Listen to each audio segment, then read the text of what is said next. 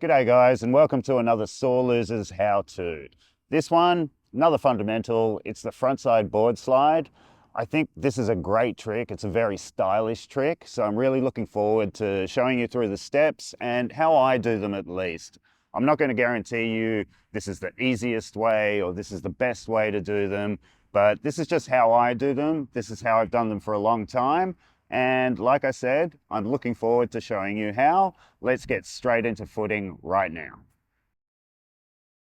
All right, guys, so here we are with footing. I know I've skipped a step. Normally I'm stepping onto my board, but I thought I'd use the magic of foot hands, Chris from Death Breath's favorite section of any tutorial, to just demonstrate exactly where I put my feet, which you might find helpful.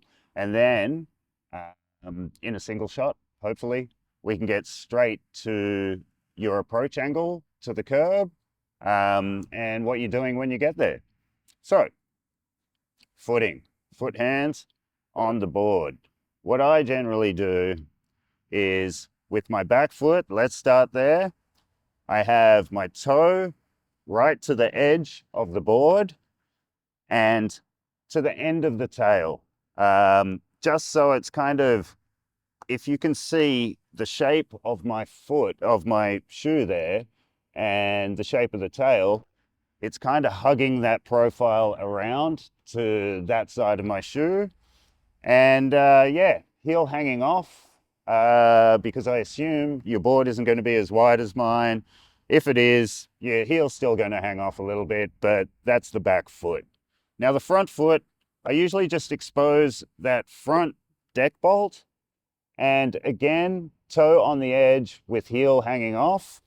Now, I tend not to point my foot in any direction, either of my feet. I just kind of have them squared off. So if you approach it that way, I think you'll probably get the best result. Now, moving right along, look at this. Your approach angle. So you're approaching on basically a parallel to the curb. With a slight angle with your nose leaning in towards the curb there. Basically think about it this way. If you kept going without lifting, without commencing the trick, you should just scrape the side of your nose there. And that is pretty much the right angle. Now, getting into the trick. And this can be a bit tricky and a little bit scary for a lot of people. Myself in particular, if I haven't done this in a while, I will, have a little bit of fear getting into the trick initially until I get the feel for it. And that's why I think, a lot like other tricks, it's important to have a little practice on a dry curb. Like if it's got a deck or not, just to get the feeling of it. And we'll go through that in a moment. But let's go through your action into it with our feet in position. As you approach very close to the curb, you're putting your weight on your back foot and commencing a pivot. Now that pivot commences at your hips and your feet will follow through, just lifting that slightly. Don't try and turn to the 90 straight away. Just come in, so you're lifting it here, and then your momentum should have the back square off. At this stage, your back foot will rotate a little bit. So it's kind of like a frontside rock and roll. If you've seen photos or video of people doing frontside rock and rolls and their back foot's really styled on the toe kind of thing, that's what's happening there. Your front foot will probably rotate slightly as well, and that will be your foot position as you're sliding, and that's going to set you up for when you come off. But let's jump across to a dry curb where I can just kind of roll at it and hit it and show you practically what foot hands and ghost shoes are showing you here. Let's go. All right, guys, so we found our nice dry curb here. Because we're at the Greek, it's a bit of a wasteland when it comes to dry curbs. But this one, with this curve into it, that's pretty much the angle I want to be traveling at. So if I hold the line of this curb and then rotate into it, it should work out pretty perfect. And what I'm aiming for here is when I get on, I want to make sure that my front wheels clear over the top. Now remember, I'm just practicing the action here. Let's try a couple and see how we go with what I told you matching up with the physical. So I'm approaching the curb really slowly for this, just to show you.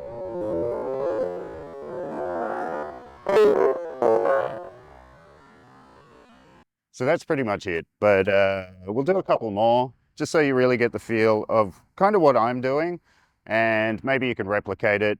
It's really good to practice this action because it will set you up for when you slide.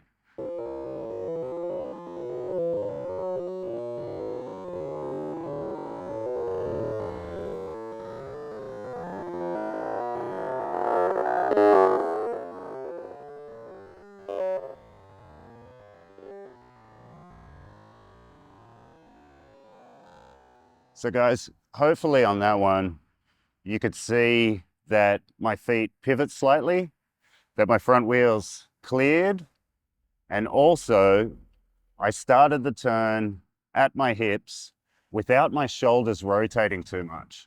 The reason we're not rotating our shoulders too much is you don't want to be facing backwards as you're sliding. You want to be looking directly over your shoulder and slightly down, and that will maintain your head being above your point of contact. As usual, that's pretty important to your balance. So you want your head to be above your point of contact being the center of your board. So I think in saying that, we can move along to get a couple sliding. It's not necessary that we make these ones straight away, but let's just get the action happening. Okay guys, so this is the curb we're going to start our sliding on. Two reasons I've chosen this one. Obviously it's a double-sider, so that's going to allow, well, it won't allow my wheels to drag on anything other than the face of the curb potentially. And if I can actually stand up, I'll be able to make this trick. Okay, the other reason, it's slightly uphill. So that's going to give me greater control over my speed. Hopefully I won't get any surprises that way, but enough talking. Let's put it into action. Let's go.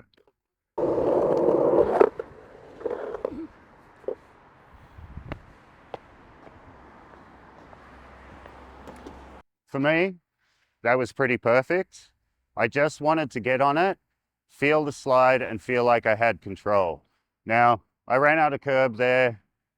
Shot from this angle, you should be able to see that my head was above the point of contact with the curb, and also that I wasn't going too fast. It's not necessary to go fast at this, although when you do have it, you will want to go fast. It's my belief anyway that a little bit of speed gives you better balance.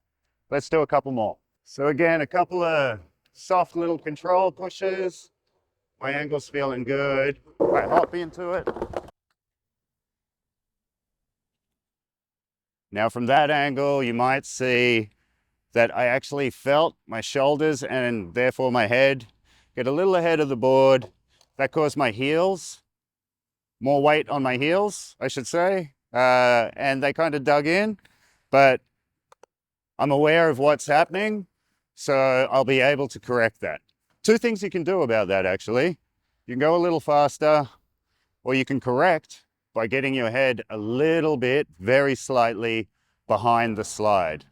But remember, always looking over your shoulder, slightly ahead of where you are.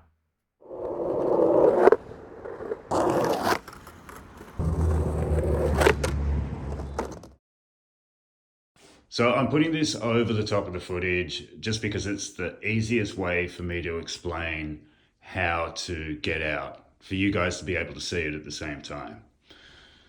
So, in this slow motion, you're just transferring your weight from being evenly distributed from both feet to your back foot, and then you're pivoting it around. Now you're already set up for this by looking over your shoulder ahead of you. So it should just whip around. It'll probably take you a few good goes to get one clean. But, sketchy's fine as well. And here's an example of sketchy as well. That, this is the first one I rolled away from, and I wasn't really expecting to, but I thought I'd just try and get out of it. And it worked out well. So hopefully that's the same for you guys. There's not a lot to the exit. It's just basically twisting back around, lifting that front truck by putting weight on your back foot and pivoting around. It's got to be a quick pivot or you won't get the board around. All right, moving on.